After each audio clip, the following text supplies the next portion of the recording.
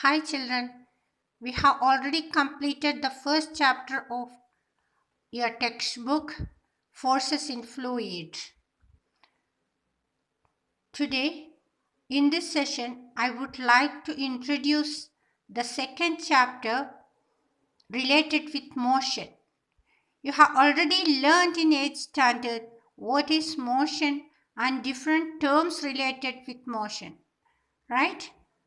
So, what do you think? What is motion? When do we say an object is in motion? Yes, you have learned it. Do you remember? Yes. Then I'll say an object we say in motion if it changes its position with respect to time. That means as the time changes, the position also an object also changes, then we say the object is in motion. What are the motion you observe in your day-to-day life? Motion of fan, right? Yes. Motion of movement of leaves. Then motion of the blades of mixie, right? Yes, motion of car on a straight road. These type of motions you have noticed, right? And are all these motions same? No. Some object changes its position from place to place. But in the case of leaf, it changes, leaf moves, but from one position, it moves from one position, then again the same kind of motion repeats, isn't it? So these type of different motion, a car moves in a straight line. While the car moves in a straight line, it moves along a straight line, isn't it? And the movement of blades of fan is different from the motion of a car on a straight line. The blades of a fan moves around about an axis, isn't it? Around an axis. And that is different from the motion of car on a straight line.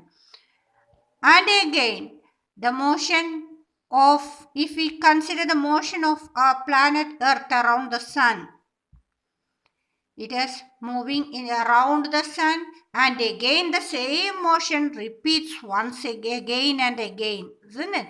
So after regular intervals of time, the motion repeats, the same process repeats. Pendulum of a clock, the movement of pendulum of a clock. Once it moves forward, again it moves backward. Movement of pendulum forward and backward repeats after regular intervals. So different kinds of motion we notice in our day-to-day life, isn't it? And we have already discussed it in the previous class, and also we have learned some terms such as distance traveled, displacement, velocity, acceleration, etc. in your previous class. Today I would like to recapitulate that or topic or terms related with motion, and then we will come to our chapter. Okay, so what is meant by distance covered by an object while of an object moving?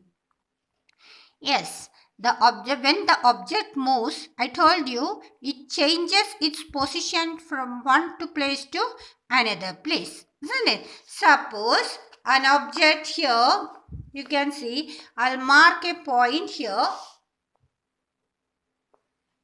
So let us mark a point here, point A, and one object moves from A and another point here I marked here B.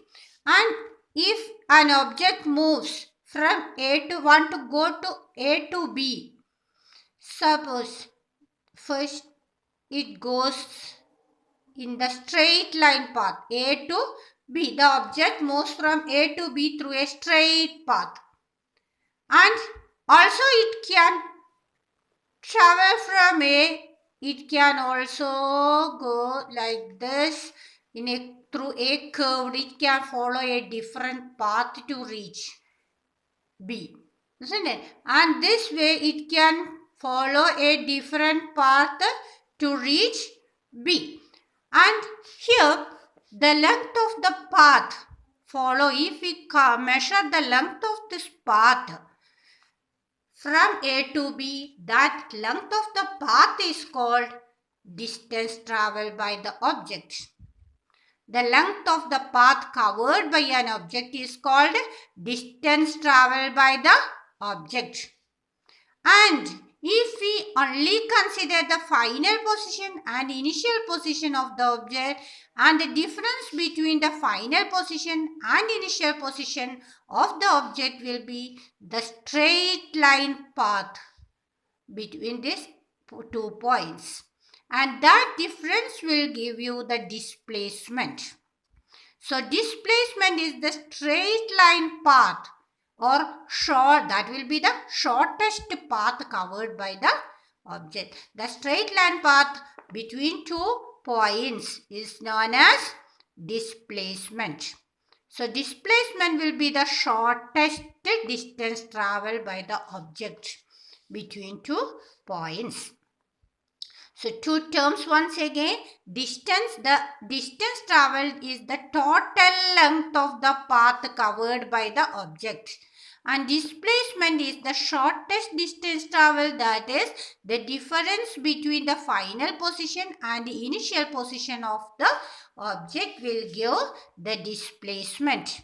So to understand it better, suppose I would like to draw a rectangle here. A person from here, I will write it A, B, C, D. A rectangular form. Let it consider a rectangular form. A person from A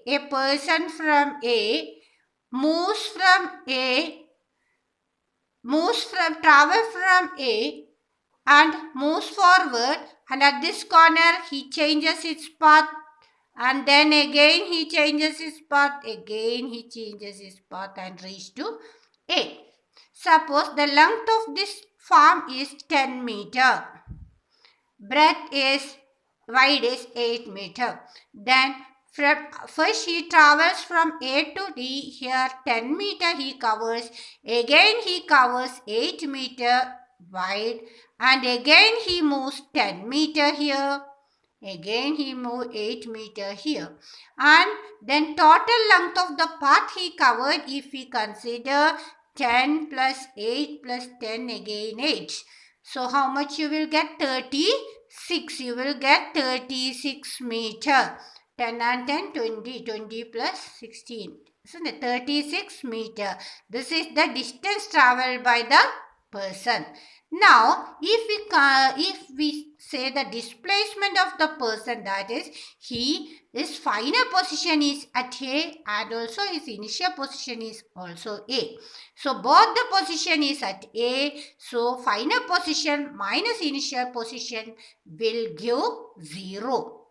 Okay, both are same. So, the difference is 0. The difference between final and initial position is 0. So, the displacement is 0. So distance, what is the distance? Is 36 meter, and displacement of the person is how much? Displacement is 0. So this way, this is the difference between distance and displacement. Okay, so distance means total length of the path covered by the object, and displacement means the difference between final position and the initial position of the object. Now, next point we have to remember is velocity. Velocity means the difference in distance by time, changing the position of the object with respect to time. That is, velocity is the change in position by time. Okay, so that is velocity. So position change divided by time will give the velocity of the object. Velocity is usually measured in meter per second. Then another term we discussed in previous class is acceleration. These are all the terms are very important in this chapter. That's why I'm explaining all this point again. So here another term related with is acceleration. Acceleration is the rate of change of velocity. Acceleration is change in velocity by rate of change of means change in velocity. Change in velocity by time. That is known as